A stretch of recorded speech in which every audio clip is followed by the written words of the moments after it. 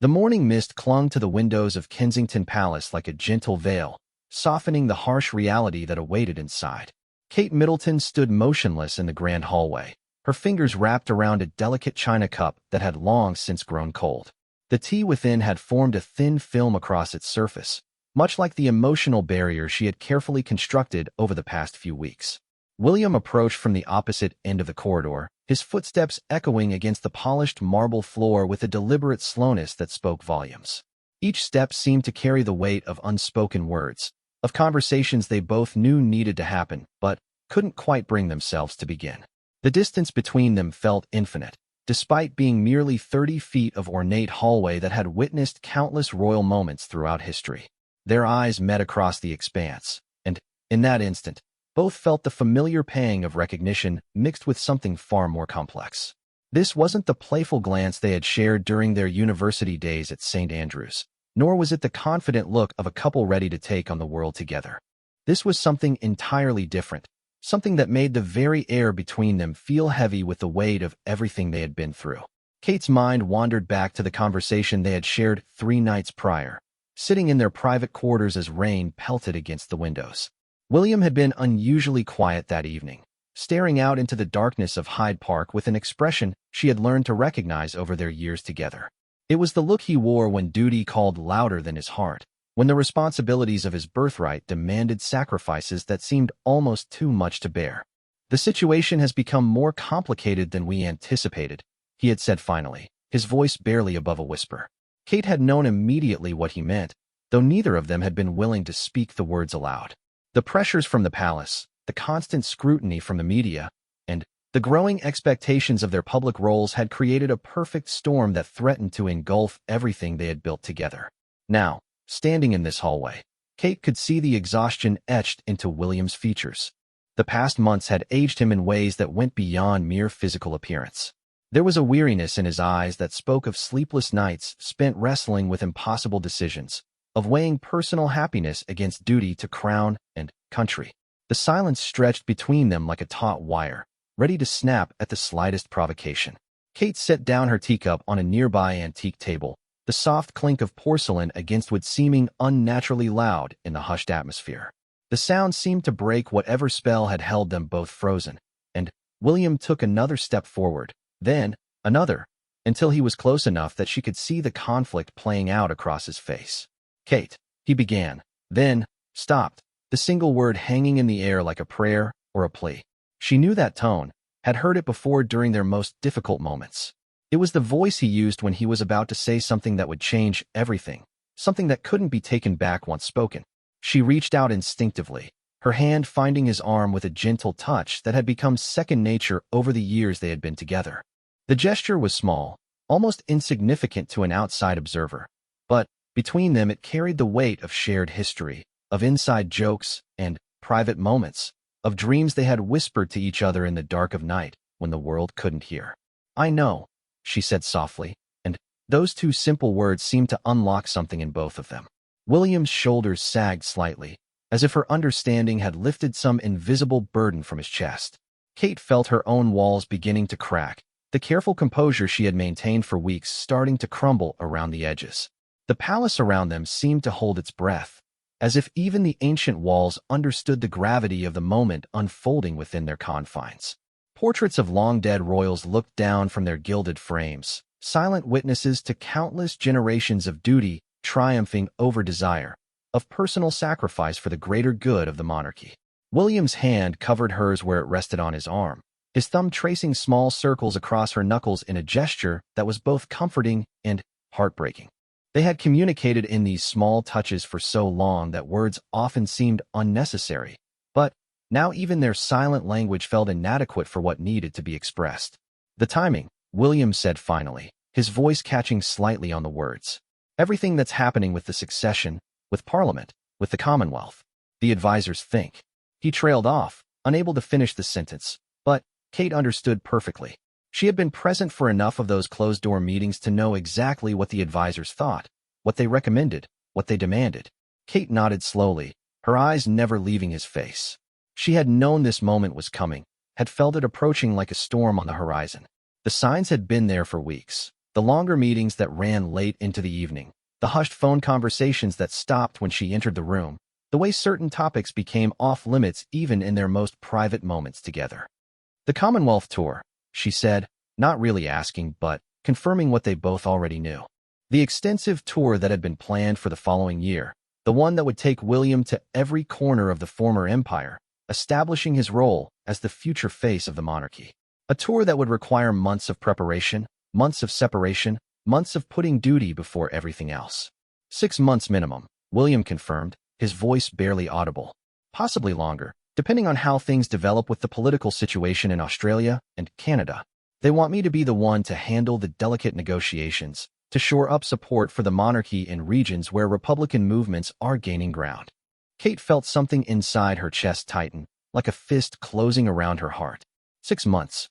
Half a year of separation, of maintaining their relationship through phone calls and carefully orchestrated photo opportunities, of pretending that the distance wasn't slowly eroding everything they had built together.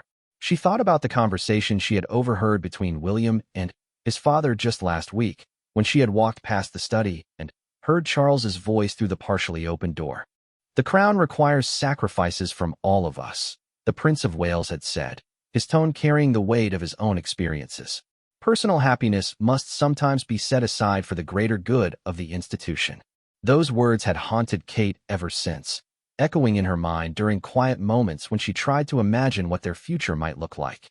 She understood the logic behind them, even agreed with the principle to some extent, but understanding and accepting were two very different things when it came to her own heart. "When do you leave?" she asked, though part of her didn't want to know the answer. Time had become their enemy, each passing day bringing them closer to an inevitable separation that neither of them wanted but both knew was necessary. 3 weeks, William replied, and the number hit Kate like a physical blow. 3 weeks to compress a lifetime of conversations into manageable pieces, to say everything that needed to be said before duty pulled them apart.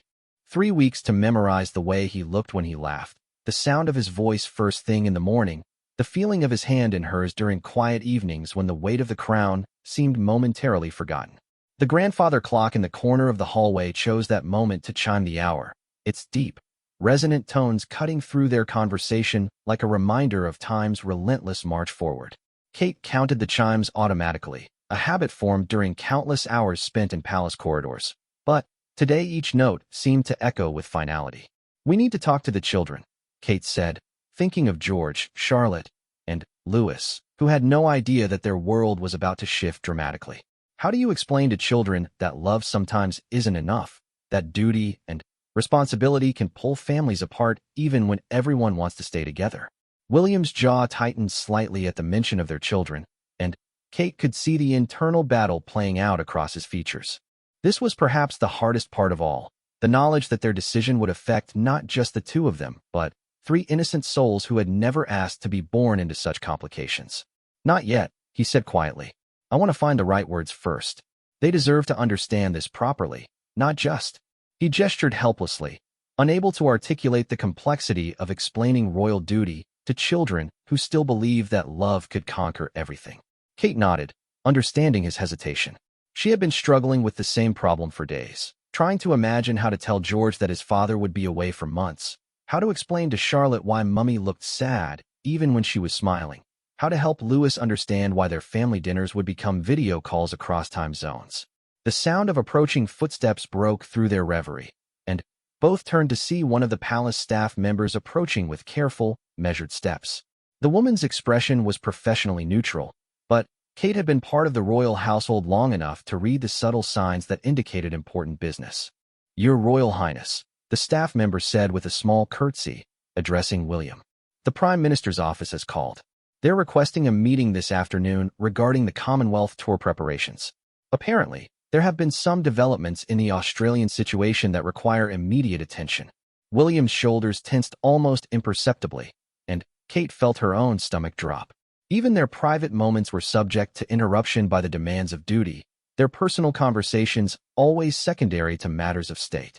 This was the reality they lived with every day, but somehow it felt particularly cruel in this moment. "Tell them I'll be there at 3, William replied, his voice shifting subtly into the formal tone he used for official business. Kate watched the transformation happen in real time, seeing her husband gradually disappear behind the mask of the future king. It was a change she had witnessed countless times before, but today it felt like watching a piece of her heart being locked away behind palace protocol. The staff member curtsied again and departed, leaving them alone once more in the hallway that suddenly felt cavernous and cold. The brief interruption had broken whatever intimate bubble they had created around their conversation, and now the weight of their public roles pressed down on them like a heavy blanket. "I should let you prepare for the meeting," Kate said, though every fiber of her being wanted to hold on to this moment, to stretch it out indefinitely, and keep the outside world at bay for just a little longer. William's hand tightened over hers, and for a moment she thought he might protest, might insist that they finish their conversation before duty pulled him away again. But then she saw the familiar resignation creep into his expression, the acceptance of responsibility that had been drilled into him since childhood. "Tonight," he said, and it sounded almost like a promise. "After the children are asleep. We'll talk properly then, without interruptions." Kate nodded, though they both knew that without interruptions was a luxury they could never truly guarantee.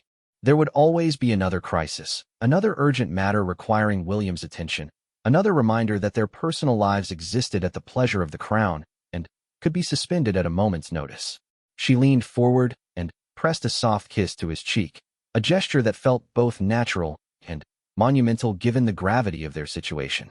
His skin was warm under her lips, familiar and comforting, and for just a second she allowed herself to memorize the feeling, to store it away against the long months of separation that lay ahead. When she pulled back, their eyes met once more, and in that exchange Kate saw everything they hadn't yet managed to say aloud. Love, regret, understanding, fear, hope, and a dozen other emotions too complex to name flowed between them in the space of a heartbeat. William lifted his hand to her face, his thumb brushing across her cheek in a gesture so tender it made her chest ache. They stood there for a long moment, memorizing each other's faces as if they were about to embark on a much longer journey than either of them was ready to acknowledge. Finally, reluctantly, they stepped apart, and Kate watched as William straightened his shoulders and transformed once again into the prince the world expected him to be. She remained in the hallway long after he had disappeared around the corner, staring at the space where he had stood and trying to commit every detail of their conversation to memory. The afternoon sunlight streaming through the tall windows cast long shadows across the marble floor, and Kate realized that in just a few hours, William would be sitting in another room with politicians and advisors, planning a future that would take him thousands of miles away from everything they had built together. The thought made her feel hollowed out, as if someone had carefully removed something essential from her chest, and left only an echoing emptiness behind. As she finally turned to leave, Kate caught sight of her reflection in one of the ornate mirrors that lined the hallway. The woman looking back at her appeared composed and regal, every inch the future queen that the public expected her to be. But she could see past the surface to the uncertainty and sadness that lay beneath, emotions that would have to remain hidden from everyone except the man who would soon be thousands of miles away. The next 3 weeks stretched ahead like an eternity and an instant all at once, filled with conversations that needed to happen and moments that needed to be treasured before duty called them apart.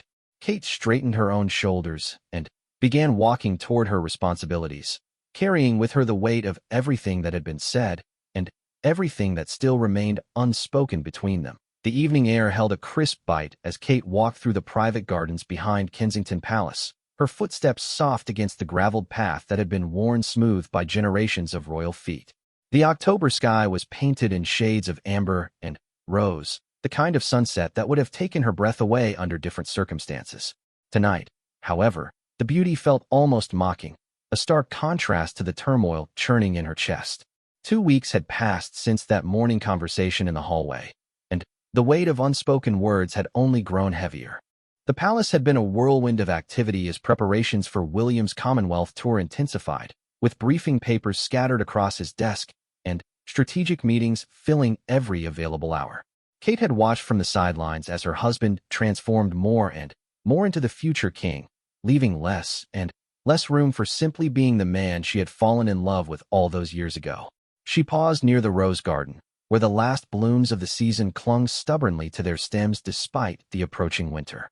The roses reminded her of their early days together, when William would sometimes pick a single flower and present it to her with the kind of theatrical flourish that made her laugh until her sides ached. Those moments felt like they belonged to different people now, younger versions of themselves who hadn't yet fully understood the price that royal duty would exact from their personal happiness. The sound of the garden door opening behind her made Kate turn, and she saw William approaching through the gathering dusk. He had loosened his tie and rolled up his sleeves, small concessions to comfort that somehow made him look more vulnerable than any formal portrait ever could. The strain of the past weeks was evident in the slight stoop of his shoulders and the way his eyes seemed to search her face as if trying to memorize every detail. "The children are asleep," he said as he reached her side, his voice carrying the exhaustion that had become his constant companion. "George asked again when we're going to take that family trip to Scotland we promised him last summer." Kate felt her heart clench at the mention of their eldest son's innocent request. The trip to Scotland had been postponed twice already due to royal obligations, and now it seemed unlikely to happen before William's departure.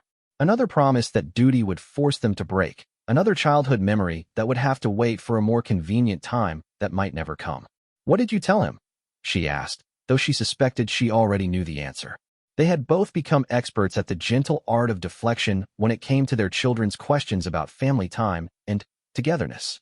"That we're still working on the dates," William replied, running a hand through his hair in a gesture of frustration that was becoming increasingly familiar. "I hate lying to him, Kate. I hate that we have to keep making excuses for why we can't just be a normal family." The word normal hung between them like a bridge to a world they could never truly inhabit. Kate reached out and took his hand, intertwining their fingers with the easy intimacy of a couple who had shared countless quiet moments just like this one. His skin was slightly cold from the evening air, and she found herself wondering how many more opportunities she would have to warm his hands with her own. "We knew this was part of the package," she said softly, repeating words they had both used before when royal duty demanded sacrifice. But tonight the phrase felt hollow, inadequate for the magnitude of what they were facing. Knowing something intellectually and living through its emotional reality were entirely different experiences. William turned to face her fully, his free hand coming up to cup her cheek in a gesture that made her lean into his touch automatically. "I keep thinking about our wedding day," he said quietly. "Standing there in Westminster Abbey, making those promises to you in front of God and everyone. I meant every word, Kate. I still mean every word." Kate's eyes filled with tears she had been holding back for weeks. Their wedding had been a fairy tale made real, a moment when it truly seemed like love could conquer all obstacles. The memory of walking down that endless aisle toward William, seeing nothing but joy and certainty in his eyes, felt both precious and heartbreaking now. "I know you did," she whispered. "I know you do. That's what makes this so impossibly hard." They stood together in the growing darkness, surrounded by the familiar scents of the garden and the distant sounds of London beyond the palace walls. This place had been their sanctuary so many times before, a spot where they could steal moments of privacy away from the constant scrutiny that defined their public lives. Tonight it felt like they were saying goodbye to more than just each other. They were bidding farewell to the couple they had been when the future seemed filled with endless possibility. "The Australian Prime Minister called this afternoon," William said eventually, his voice carefully controlled. "The Republican movement there is gaining more traction than anyone anticipated. They want me to extend the visit by another month, possibly two. There's talk of a referendum that could determine whether Australia remains part of the Commonwealth." Kate felt the blood drain from her face. What had already seemed like an impossible separation was now potentially stretching even longer, with no clear end in sight. The political situation that was pulling William away from her was more serious than anyone had initially realized, and the stakes were higher than just their personal happiness. "How long could you be gone?" she asked, though part of her didn't want to know the answer. Each additional month felt like a weight settling on her chest, making it harder to breathe. 8 months, possibly longer if New Zealand and Canada request similar visits, William replied, and Kate could hear the anguish in his voice despite his attempt to remain factual. "The advisors are calling it the most critical period for the Commonwealth since its inception. They think my presence could make the difference between holding it together and watching it dissolve entirely." Kate closed her eyes, trying to process the enormity of what he was telling her. 8 months, nearly a year of their lives, of their children's lives, sacrificed to political necessity. She thought about Charlotte, who was just beginning to form more complex thoughts about her family, and Louis, who might forget the sound of his father's voice if the separation stretched too long. "And if you don't go?" she asked, though they both knew the answer. The Commonwealth was one of the monarchy's most important legacies, a bridge between Britain and dozens of former colonies that represented both history and hope for the future. If it crumbled on William's watch, the blame would follow him for the rest of his reign. The monarchy could lose its relevance in modern politics, William said simply. Everything my grandmother worked to build, everything my father is trying to preserve, could be undone by my failure to act when it mattered most. Kate understood the impossible position he was in, torn between duty to his family and duty to his crown. She had always known that being part of the royal family meant accepting that personal desires would sometimes have to be sacrificed for the greater good, but the theoretical understanding paled in comparison to the reality of watching the man she loved struggle with such an agonizing choice. "There has to be another way," she said, though even as the words left her mouth she knew how naive they sounded. If there had been alternatives, William's advisors would have found them. The royal household employed some of the most brilliant political minds in the country, and if they all agreed that William's personal presence was essential, then it probably was. William pulled her closer, wrapping his arms around her in an embrace that felt both comforting and desperate. Kate buried her face against his chest, breathing in the familiar scent of his cologne mixed with the soap he used, and something that was uniquely him. She tried to memorize the feeling of being held by him, the way her head fit perfectly in the hollow of his shoulder, the steady rhythm of his heartbeat against her ear. "I've been thinking," William said softly, his breath warm against the top of her head, "about what this separation might do to us, about whether love is enough to survive this kind of distance and uncertainty." Kate pulled back to look at him, seeing her own fears reflected in his eyes. "Are you having doubts?" she asked, and the question felt like stepping off a cliff without knowing if there would be solid ground below. "Not about loving you," William said immediately, his hands coming up to frame her face. "Never about that. But about whether it's fair to ask you to wait, to put your life on hold while I spend months or years traveling the world in service to an institution that demands everything from both of us." The honesty in his voice was both painful and refreshing. Kate realized that they were finally approaching the conversation they had been circling around for weeks, the one that would force them to acknowledge truths they had both been trying to avoid.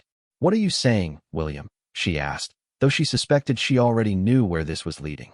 The careful way he was choosing his words, the gentleness in his touch, the sadness in his eyes all pointed toward a conclusion she wasn't ready to face. "I'm saying that maybe the kindest thing I can do is let you go," he said quietly, and Kate felt the world tilt sideways around her. "Maybe trying to maintain this relationship while I'm gone for months at a time isn't fair to either of us, but especially not to you." Kate stepped back, needing space to process what he was suggesting. The idea of deliberately ending their relationship, of choosing separation over the struggle to maintain their connection across distance and time, felt like a betrayal of everything they had built together. "So that's it," she said, her voice sharper than she had intended. "The moment things get difficult, we just give up? We just decide that our love isn't worth fighting for?" William's face crumpled slightly at her words, and Kate immediately regretted the accusation. She knew he wasn't giving up easily, knew that this suggestion was costing him more than she could probably imagine. But the pain of hearing him voice what she had secretly feared made her defensive, made her want to fight against the logical conclusion they were both approaching. "It's not about giving up," William said, his voice strained. "It's about accepting reality. How can we ask our children to understand why their father is never home? How can I ask you to spend years waiting for phone calls and brief visits between royal duties? How can either of us build a life together when duty keeps pulling us apart?" Kate wanted to argue, wanted to insist that they could make it work despite the obstacles. But deep down, she knew he was right. The reality of royal life was that personal relationships came second to duty, and trying to maintain their marriage across such significant separations would likely result in resentment and heartbreak for everyone involved. "The children," she said suddenly, thinking about George, Charlotte, and Louis. "What happens to them if we—" She couldn't bring herself to finish the sentence. "They stay with you," William said immediately. "We work out a custody arrangement that gives them stability while allowing me to see them whenever I'm in the country. We put their needs first, above our own pain or disappointment." The practical way he discussed their potential separation made Kate's chest ache. He had clearly been thinking about this for longer than she had realized, working through the logistics of dismantling their life together with the same careful attention to detail he brought to matters of state. "And us?" she asked. "What happens to us?" William was quiet for a long moment, his gaze fixed on something in the distance that she couldn't see. When he finally spoke, his voice was barely above a whisper. "We try to remember that sometimes loving someone means letting them go, even when it's the last thing in the world you want to do." Kate felt tears spill over and run down her cheeks, hot against the cool evening air. The conversation she had been dreading for weeks was finally happening, and it was somehow both better and worse than she had imagined. Better because William was being honest about his concerns and considerate about her feelings. Worse because his logic was unassailable, and she could see no reasonable argument against his conclusion. "How long do we have?" she asked, thinking about the precious days remaining before his departure. If they were going to end their marriage, she wanted whatever time was left to count for something. "The tour starts in 10 days, William replied. "But, Kate, we don't have to make this decision tonight.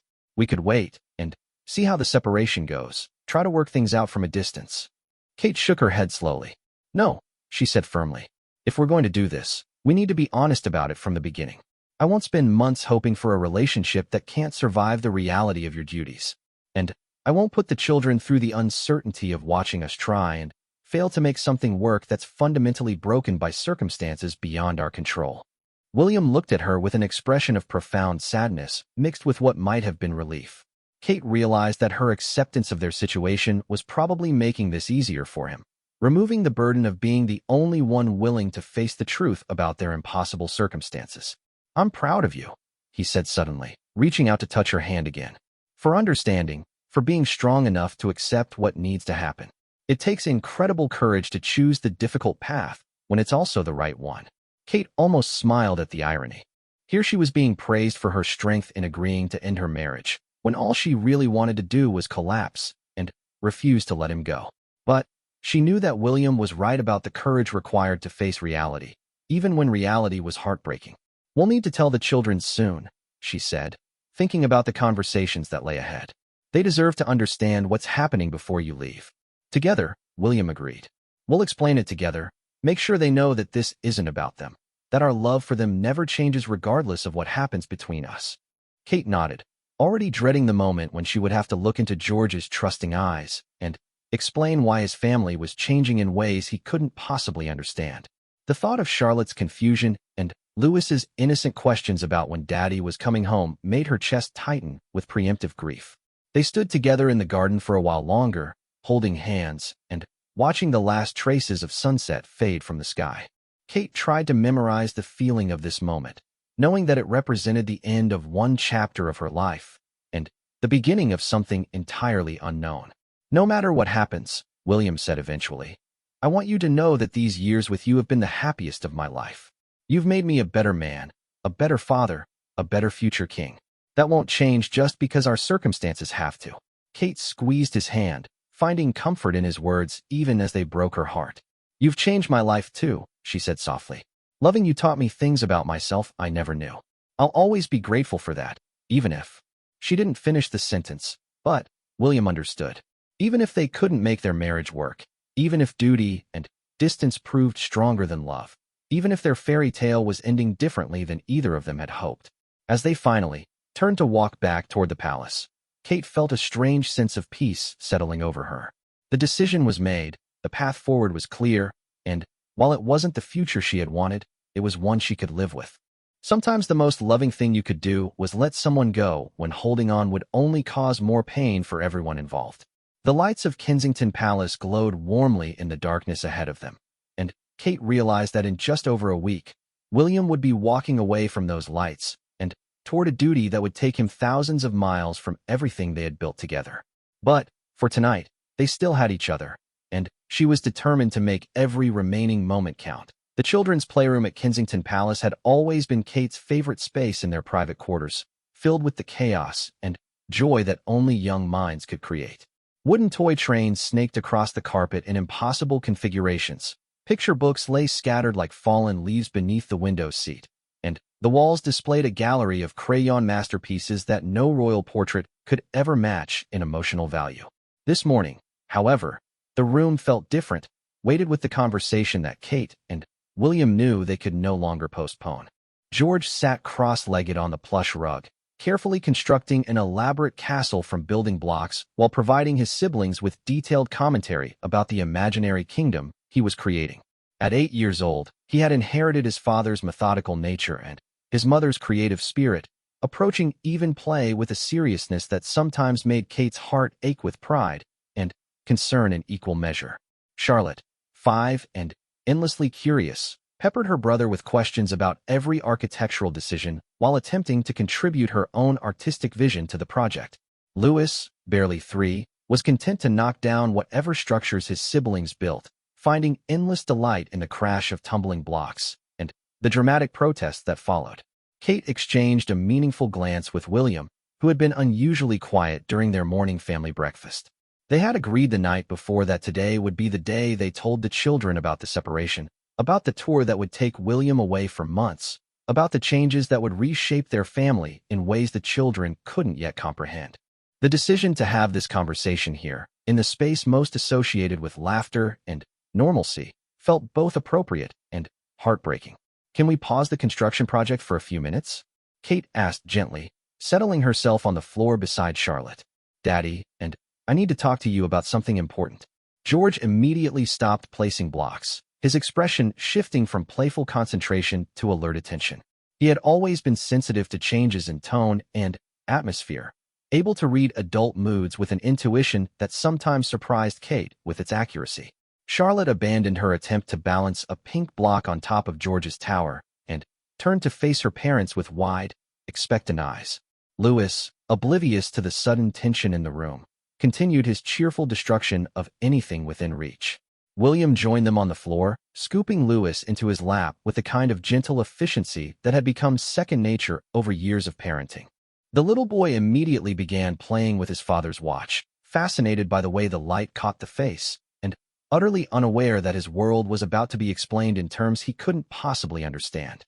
"You know how Daddy has important work to do for Granny and Grandpapa," Kate began, choosing her words carefully. They had decided to frame the conversation around William's royal duties, concepts the children had been exposed to their entire lives, but never in such personal terms. "Like the ribbon-cutting ceremonies and the meetings with important people," George said, nodding sagely. He had accompanied his parents to enough public events to have a basic understanding of royal responsibilities, though Kate suspected he viewed them more as elaborate games than serious obligations. "Exactly like that," William agreed, his voice steady despite the emotion Kate could see flickering in his eyes.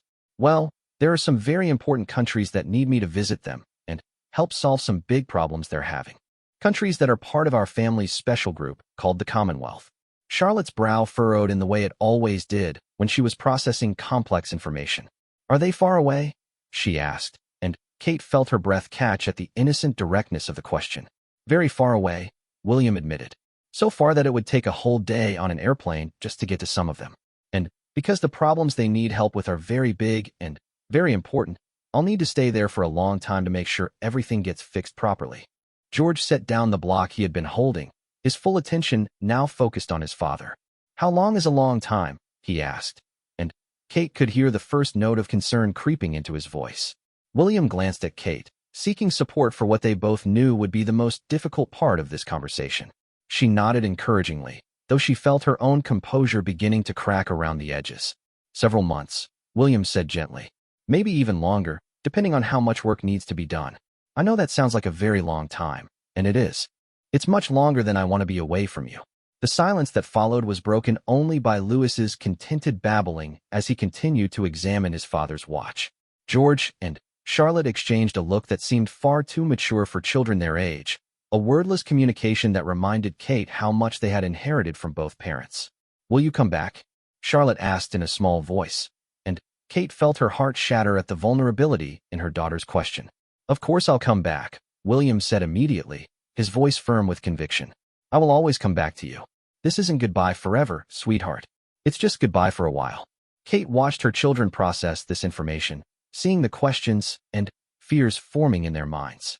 She wanted to reach out and protect them from the pain of understanding, to somehow shield them from the reality that love and duty sometimes pulled in opposite directions.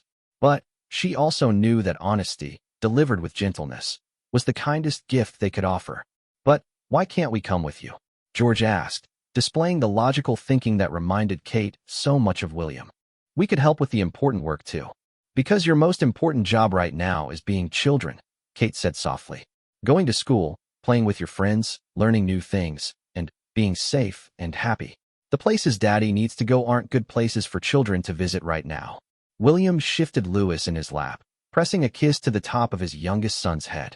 "And because Mummy needs you here with her," he added. "Taking care of each other is one of the most important jobs a family can have." Charlotte scooted closer to Kate, seeking the physical comfort that had always been her way of processing difficult emotions. "Will you talk to us on the phone?" she asked, and Kate was struck by how quickly her daughter was moving from shock to practical planning. "Every single day," William promised. "We'll have video calls so I can see your faces, and you can tell me about everything you're doing. I'll read you bedtime stories over the computer, and you can show me your drawings and your homework and anything else you want to share." "What about birthdays?" George asked, and Kate realized he was thinking about the months ahead, trying to map William's absence against the important moments in their young lives. William's jaw tightened almost imperceptibly, and Kate knew he was thinking about the same thing. Charlotte's birthday in May, the school plays, and sports days, the small daily moments that made up the fabric of family life. All the things he would miss while serving the Commonwealth. All the memories that would be formed without him. "I'll try my very best to be here for birthdays," William said carefully. "And if I can't be here in person, we'll have the most amazing video call parties you've ever seen. We'll figure out ways to celebrate together even when we're far apart." Kate could see George turning this information over in his mind, weighing the promises against the reality of separation. He had always been the most serious of their children, the one who thought deeply about everything, and rarely accepted simple answers to complex questions. "Is it because of us?" George asked suddenly, and the question hit Kate like a physical blow. "Are you going away because we're too much trouble?" "Oh, sweetheart, no," William said immediately, setting Louis down and reaching for his eldest son. "This has absolutely nothing to do with you being trouble. You're not trouble at all. You're the best thing that ever happened to Mummy and me. I'm going away because it's my job to help people, the same way doctors help sick people and teachers help children learn. Sometimes our jobs require us to go places we don't want to go, but that doesn't mean we don't love our families." Kate pulled Charlotte closer, feeling her daughter's small body trembling slightly with suppressed emotion. "Daddy is going away because he loves you so much that he wants to make the world a better place for you to grow up in," she added. "Everything he's doing is about protecting the future that you'll inherit someday." "Will you be sad while he's gone?" Charlotte asked Kate, displaying the emotional intelligence that always surprised adults who underestimated children's capacity for understanding complex feelings. Kate felt William's eyes on her as she considered how to answer honestly without burdening their children with her own grief. "Yes," she said finally. "I'll be very sad because I love Daddy very much, and I'll miss him terribly. But I'll also be proud of him for doing such important work, and happy because I'll have extra special time with just you three." William reached out and touched Kate's hand briefly, a gesture of gratitude for her honesty and strength in a moment that was testing both of them. She squeezed his fingers in return, drawing comfort from the connection even as she prepared to let go. "When do you have to leave?" George asked, and Kate could hear him trying to keep his voice steady despite the emotion threatening to overwhelm him. "In 5 days," William answered gently. "Which means we have 5 whole days to spend extra time together, to talk about anything you want to talk about, and to make some special memories before I go." Charlotte burst into tears at this announcement, finally allowing herself to express the sadness she had been holding back throughout the conversation. Kate immediately gathered her daughter into her arms, murmuring soft words of comfort while her own tears threatened to spill over. George remained dry-eyed but pale, his small hands clenched into fists as he struggled to process the magnitude of what his father was telling them. William moved to embrace both George and Kate, creating a family huddle that included Charlotte, and drew Louis back into the circle with delighted squeals. For a moment, they held each other in the middle of the playroom, surrounded by toys and drawings and all the tangible evidence of the life they had built together. "I need you all to remember something very important," William said quietly, his voice thick with emotion. "Distance doesn't change love. No matter how far away I go, no matter how long I'm gone, I will love you just as much as I do right now. Love doesn't have anything to do with geography. Promise, Charlotte whispered against Kate's shoulder. I promise, William said solemnly. Cross my heart, and hope to fly. George almost smiled at the reference to their family's private joke, a corruption of the traditional saying that had originated during one of Lewis's attempts to repeat nursery rhymes. The moment of levity was brief, but precious, a reminder that their family bond was strong enough to encompass both sorrow and joy. Can we do special things these 5 days? George asked, and Kate could see him already beginning to plan ways to make the most of their remaining time together. We can do whatever you want, William agreed immediately. What would make you happy? Charlotte lifted her head from Kate's shoulder, her cheeks wet, but her expression determined. I want to go to the park and feed the ducks, she announced. And I want to have a movie night with popcorn. And I want you to read me the dragon story every night until you leave. The dragon story it is, William agreed, smiling despite the tears Kate could see gathering in his eyes. What about you, George? What would you like to do? George considered this seriously as he approached all-important decisions. I want to build the biggest castle in the history of the world, he said finally. With you helping. And I want to teach you how to play that new video game so you can remember how when you're far away. Those sound like perfect plans, Kate said, marveling at her children's ability to focus on connection and joy even in the face of impending separation. Their resilience was both inspiring and heartbreaking, a reminder that children often handle difficult situations with more grace than the adults trying to protect them.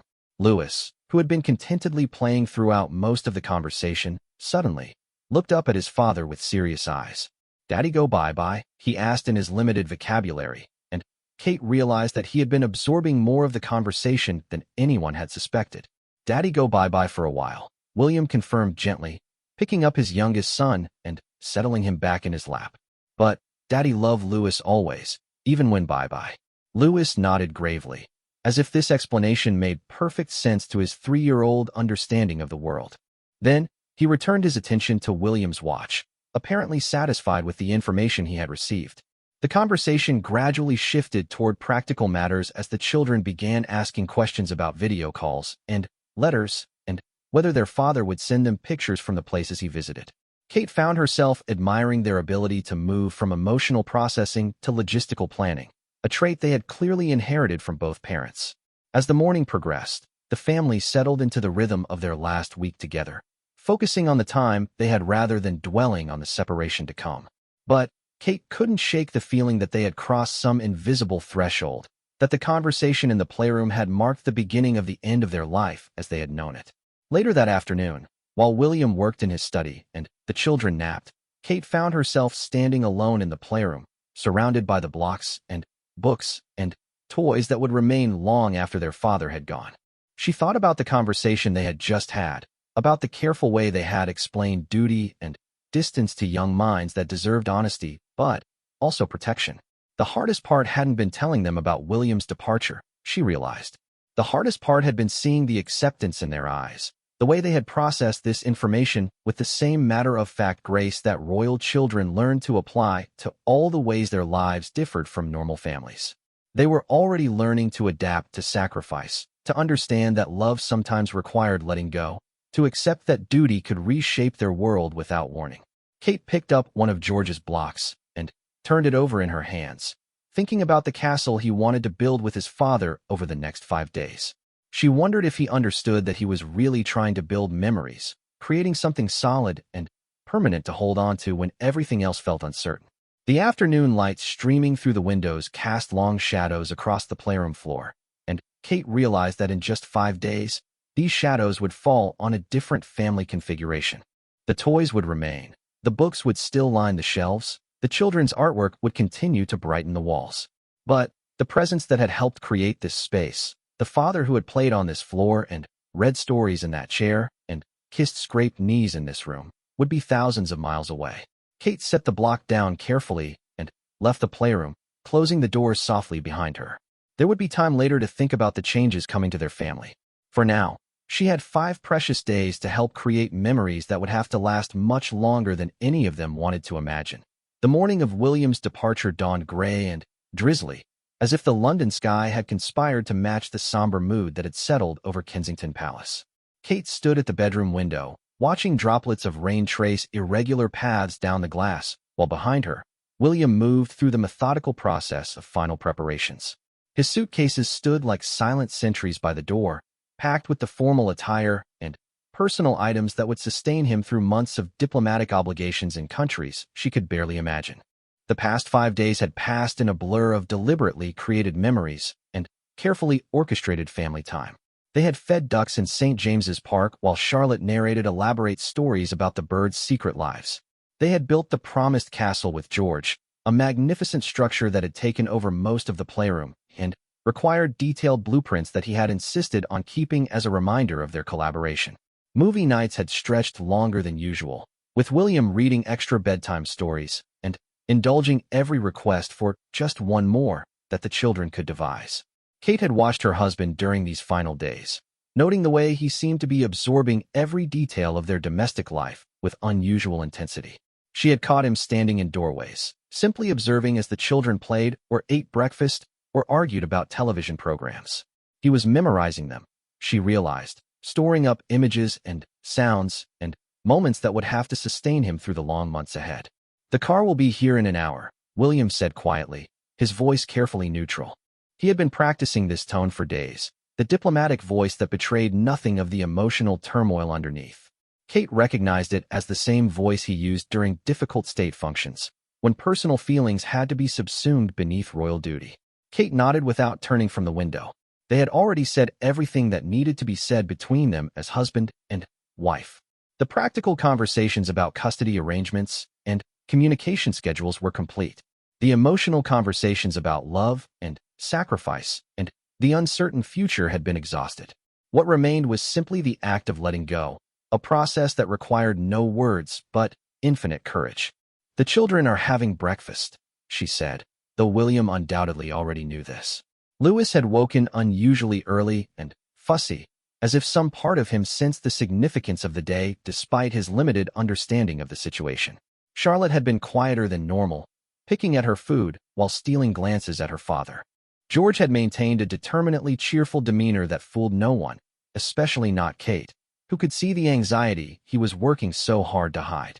William joined her at the window, standing close enough that she could feel the warmth radiating from his body, but not quite touching. The space between them felt charged with all the things they weren't saying, all the emotions they were carefully containing for the sake of making this transition as smooth as possible for everyone involved. "I've been thinking about what you said," William said suddenly, "about whether love is enough to survive this kind of separation." Kate felt her chest tighten. This wasn't a conversation she had expected to revisit today, not when they had already made their decision and begun the process of moving forward separately. "William, I think you were right," he continued, his gaze fixed on the rain-streaked glass. "Love isn't always enough. Sometimes the most loving thing you can do is recognize when circumstances make it impossible to honor that love the way it deserves to be honored." Kate turned to look at him, studying the profile she had memorized years ago and still found beautiful despite everything that had changed between them. "Are you having second thoughts about the tour? Because if you are, if there's any way to..." "No," William said firmly, finally meeting her eyes. "I'm not having second thoughts about the tour. That has to happen, Kate. The Commonwealth is too important to risk, and I'm the only one who can do what needs to be done. But I am having thoughts about us, about whether we're making the right choice in ending things." Kate felt a flutter of something that might have been hope, followed immediately by the crushing weight of reality. "Don't," she said quietly. "Please don't make this harder than it already is. We agreed that trying to maintain our marriage during this separation would be unfair to both of us, unfair to the children. Nothing has changed about the practical realities we're facing." "I know," William said, reaching out to touch her arm gently. "I know all of that is still true.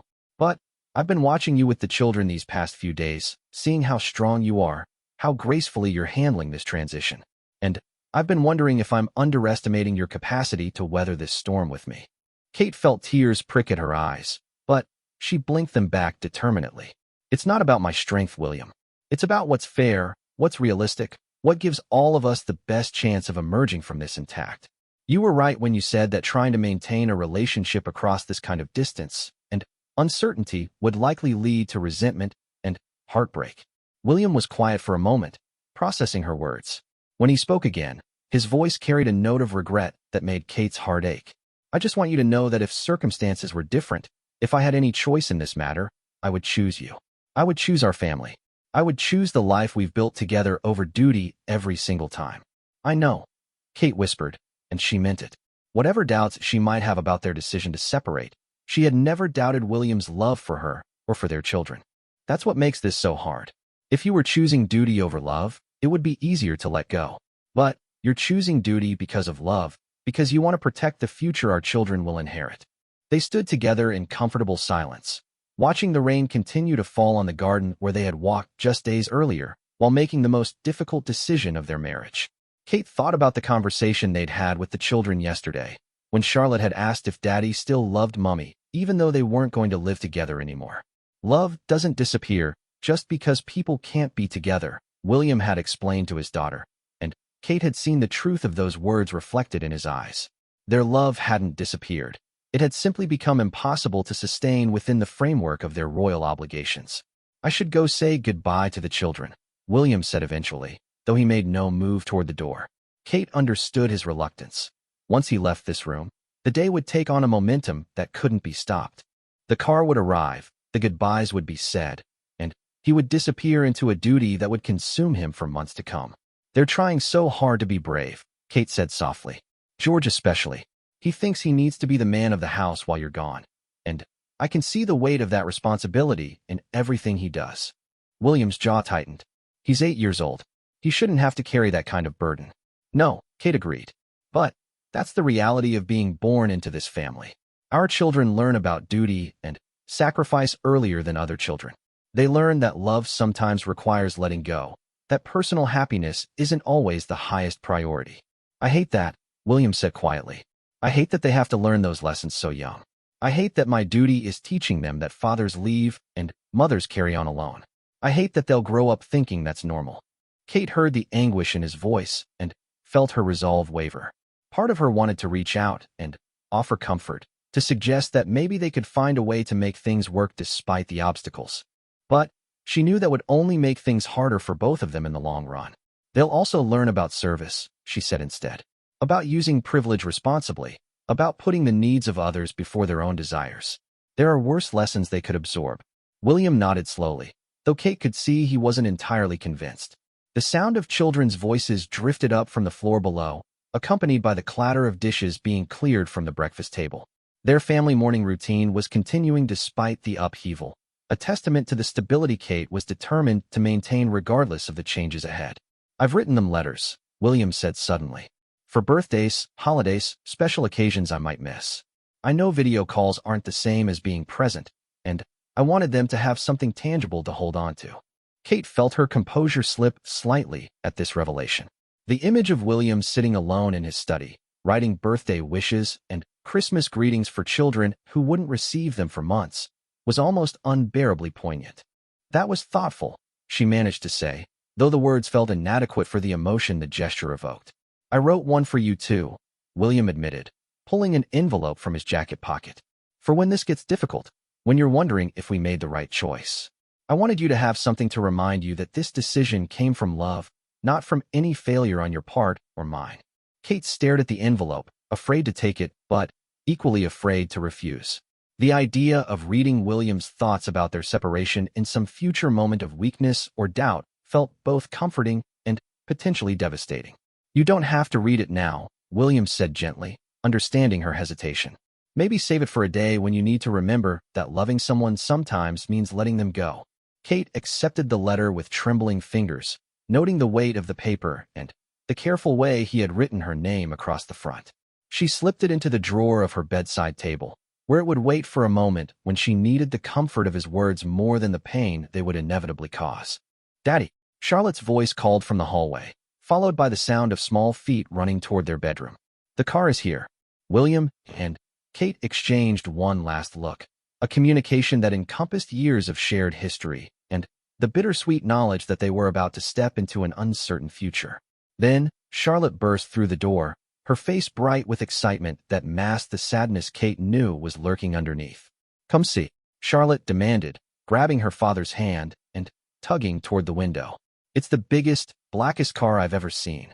William allowed himself to be pulled to the window, where the royal car sat waiting in the courtyard below. Kate could see security personnel moving efficiently around the vehicle, checking details and preparing for departure with the thoroughness that accompanied all royal travel. "That's quite a car," William agreed, his voice warm with the forced enthusiasm parents learn to summon for their children's benefit. "I bet it has all sorts of special features to keep me safe during the long trip to the airport."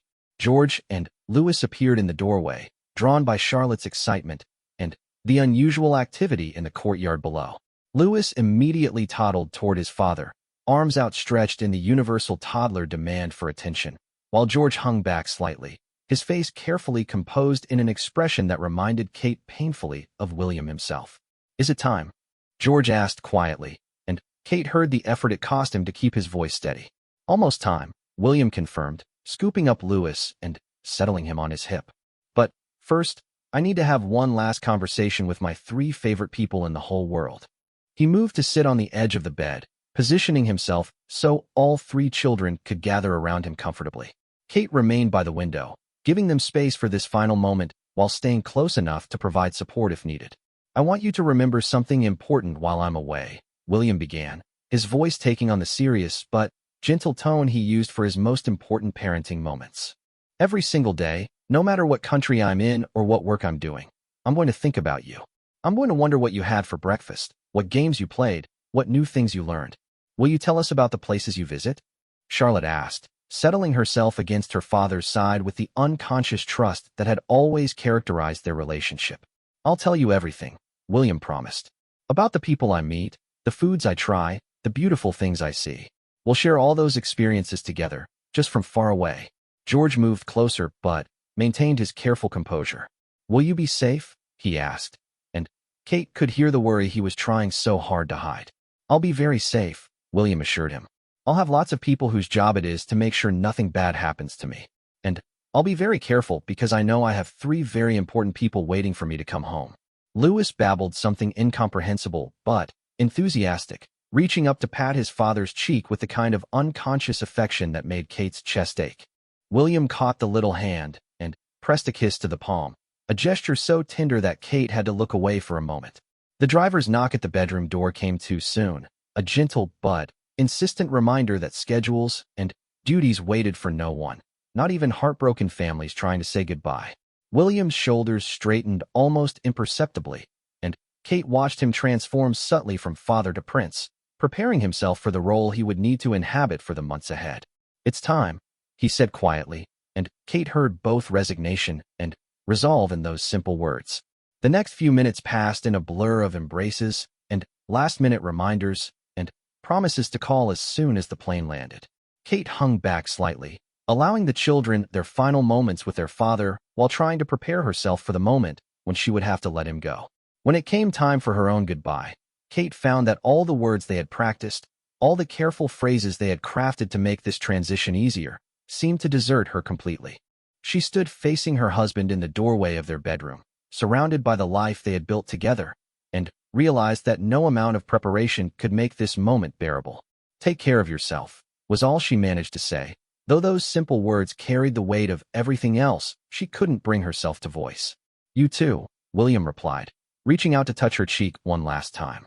"Be happy, Kate. Whatever happens next, promise me you'll find ways to be happy." Kate nodded, not trusting her voice to remain steady if she tried to speak again. William leaned forward and pressed a soft kiss to her forehead, a gesture that felt both like a blessing and a goodbye. Then he was gone, walking down the hallway with quick, purposeful strides that carried him away from everything he loved and toward everything duty demanded.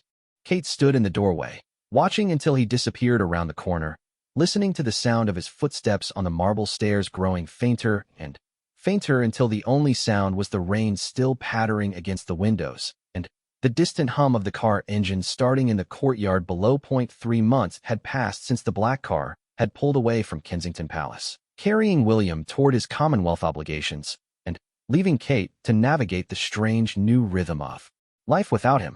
The palace had settled into a different kind of quiet, one punctuated by video calls at carefully scheduled times, and the children's increasingly sophisticated questions about when Daddy would come home. Kate had discovered reserves of strength she hadn't known she possessed, finding ways to be both mother and father to 3 children who were learning to adapt to their new reality with remarkable resilience. The letter William had given her remained unopened in her bedside drawer, waiting for a moment when she needed his words more than she feared the pain they might cause.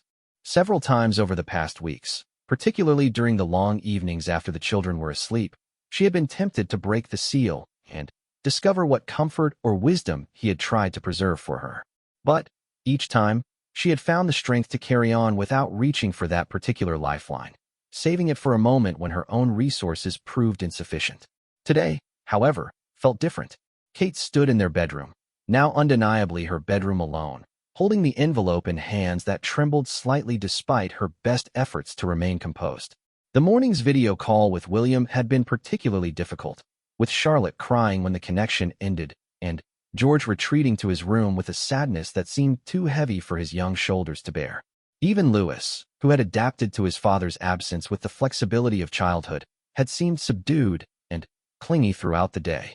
The letter felt heavier than its physical weight suggested, filled with words that had been written in love, but preserved for loneliness. Kate settled into the window seat where she had spent so many evenings watching for William's return from various royal duties, back when their separations were measured in days rather than months. The late afternoon light cast long shadows across the room, and she could hear the distant sounds of the children playing in the garden below, their voices carrying a joy that seemed both precious and heartbreaking. She opened the envelope carefully, unfolding pages covered in William's familiar handwriting, the same careful script that had written love letters during their early courtship and signed official documents throughout their marriage. The sight of his words, preserved in ink that had been pressed to paper by his own hand, made him feel both impossibly distant and, suddenly, present. "My dearest Kate," the letter began, and she could hear his voice speaking the words as clearly as if he were sitting beside her.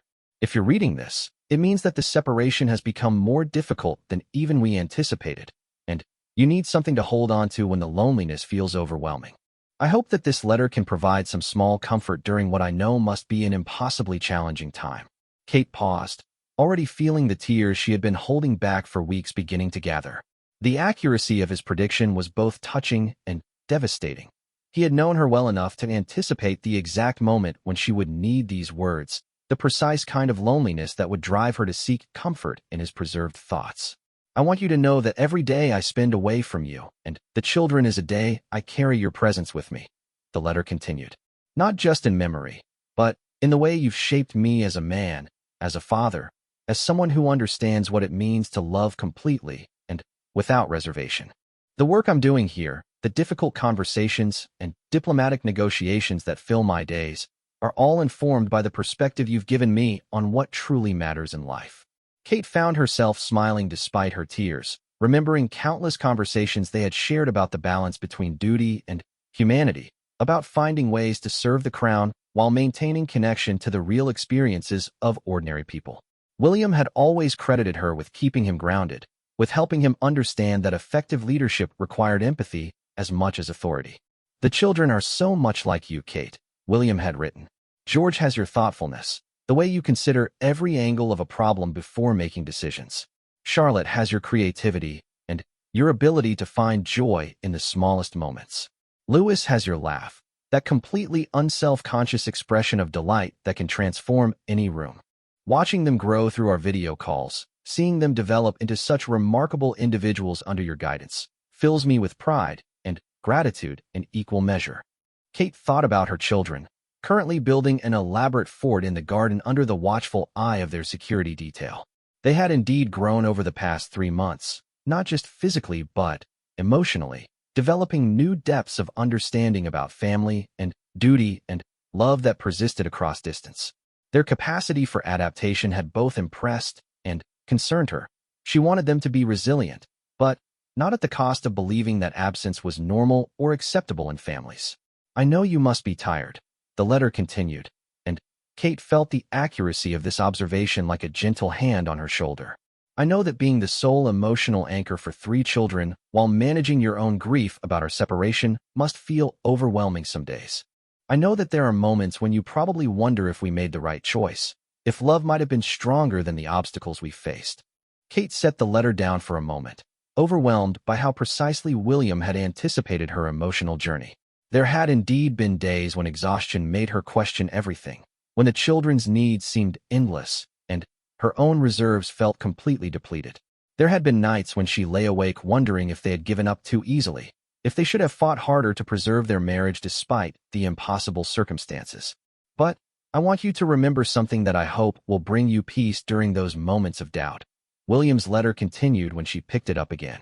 Our decision to end our marriage wasn't a failure of love. It was an expression of love.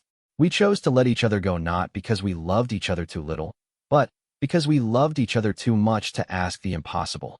Kate felt something loosen in her chest, a tension she hadn't even realized she had been carrying.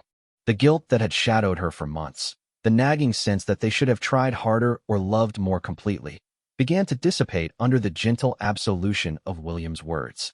You are raising our children to understand that love comes in many forms, that families can be strong and connected even when they don't look like the fairy tale versions most people imagine. They are learning that duty and service matter, but so does honesty about what we can and cannot sustain. These are not easy lessons, but they are valuable ones, and they are learning them from the most remarkable woman I have ever known. Kate wiped away tears that had begun to fall despite her best efforts to remain composed. Through the window, she could see Charlotte attempting to direct the construction of what appeared to be a castle made from garden furniture and bedsheets, her brothers following her increasingly elaborate instructions with the patience that had become characteristic of their new family dynamic. I need you to know that I am proud of you, William had written. Proud of your strength, your grace, your ability to create stability and joy for our children even when your own heart is breaking. Proud of the way you've handled the media attention and public speculation about our separation with dignity and privacy. Proud of how you've protected the children from the worst of the scrutiny while helping them understand the reality of their situation. The media attention had indeed been challenging, with photographers stationed outside the palace gates and reporters analyzing every public appearance for signs of emotional distress. Kate had learned to navigate school pickup lines and public events with a carefully maintained composure that revealed nothing of her inner turmoil, protecting both her own privacy and her children's right to process their family changes without public commentary. I hope that someday, when the Commonwealth tour is complete and the political situation has stabilized, we might find a way to be friends, William's letter continued. I hope that we can attend our children's school plays and graduations together, that we can share holidays and special occasions as a family that looks different than it once did, but remains connected by love and shared history. Kate found herself nodding at this hope, realizing that she too had been wondering about the future, about how they might navigate the complex terrain of being divorced parents who still cared deeply for each other. The idea of friendship, of preserving some connection that honored their history while accepting their changed circumstances, felt both appealing and possible. Most importantly, Kate, I hope you will find happiness again. I hope you will allow yourself to imagine a future filled with love and companionship and all the joy you deserve. You have so much to offer the world, so much love to give, and I cannot bear the thought that our circumstances might prevent you from discovering what that future might hold. This was perhaps the most difficult part of the letter to read, the blessing that felt both generous and heartbreaking. Kate had not allowed herself to think about the possibility of love again, too focused on managing the immediate challenges of single parenthood, and too loyal to the memory of what she and William had shared to imagine replacing it with something new. The children will always be our connection, our shared purpose, our greatest achievement together. But you, Kate, you deserve to be loved completely and without compromise by someone who can be present for all the moments that matter. Don't close your heart to that possibility out of loyalty to what we had. What we had was beautiful, but it belongs to the past now. Kate folded the letter carefully, her hands shaking slightly as she absorbed the full weight of William's words.